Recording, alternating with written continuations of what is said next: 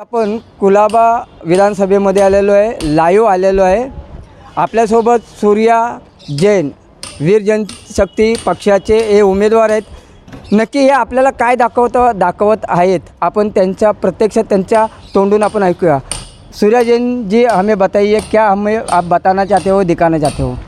बस इसीलिए ले आया हूँ आपको कि कुछ कंस्ट्रक्शन के लेके हम बात करना चाहते हैं कि पिछले गवर्नमेंट में जब हमारे स्थानिक आमदार साहब ने जो कंस्ट्रक्शन को लेकर काफ़ी वादे किए थे हमारी जनता के बीच में, उन जनता के बीच में कहाँ न कहाँ मैं ऐसा समझता हूँ कि धोखा हुआ है। उन्हें ये सब साबित करना होगा कि आपने सही मायने में जनता के लिए क्या किया है। उनके आपको ये भी बताना पड़ेगा कि आपने सही मायने में उनके रिहाइबलेट करने के लिए कहाँ पे आपने सुनिश्चित किया है। जैसे कि मेरा मानना है कि कुलाबा के अंदर में एक बीएमसी चौल है, उनके रहवासियों का पिछले 5 से 7 साल से कार्य हो रहा है, ऐसा करके बताया जा रहा है। अब उनको कोई कैंप में बसाया गया है परेल करके वहाँ, तो जब भी इलेक्शन होता है तो माननीय आमदार से मैं ये पूछना चाहूँगा कि आप उनको कैसे लाएंगे। हमारे स्थानिक वोटर है, हमारे वोटर है, तो क्या आप उनके लिए गाड़ियाँ भेजेंगे क्या? अच्छा, आप समझिए कि अगर 5 साल में अगर हमारे स्पीकर पद पे रहने के बावजूद भी आपने सुनिश्चित नहीं किया कि उनका रहने का ठिकाना एक बराबर से बना दिया जाए, टाइम सर बना दिया जाए, 3 साल 4 साल में आपने उनको बना के दे दिया होता तो उनकी कितनी समस्या का समाधान हो सकता था।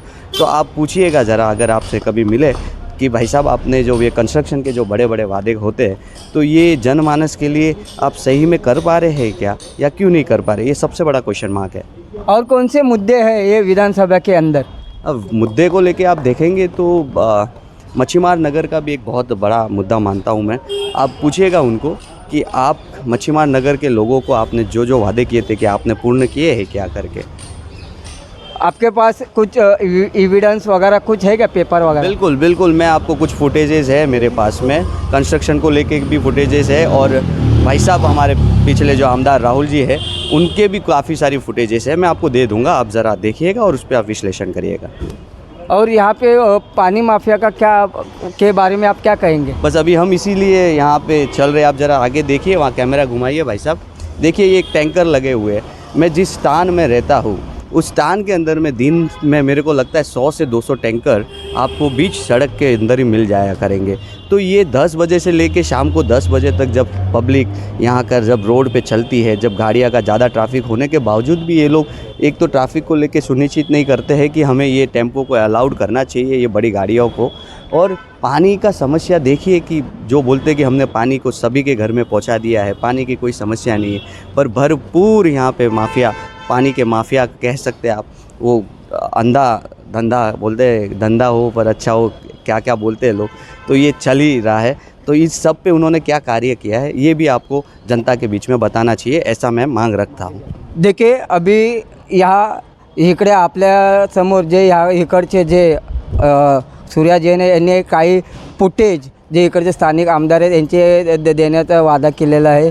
परत जे डॉक्युमेंट आहेत ते आता देणार आहे, ते आम्ही त्याची पडताळणी करू आणि आने वाले चुनाव के अंदर आप जनता को क्या संदेश देना चाहेंगे? मैं जनता को यही बोलना चाहूँगा कि जनता जनार्दन, आप आपके अधिकारों की चिंता करिए। आप समझिए कि हम लोकतांत्रिक देश के अंदर में है, हमारा अधिकार है चुनाव करना। अगर आपका आमदार अगर सही से सही मायने में आपको झूठे वादे करता है तो उन्हें आपको परिवर्तन करके नए किसी को चांस देना चाहिए। मैं आप सभी से अपील करूँगा कि मैं आपके लिए सदैव तत्पर आपके लिए कार्यरत रहूँगा।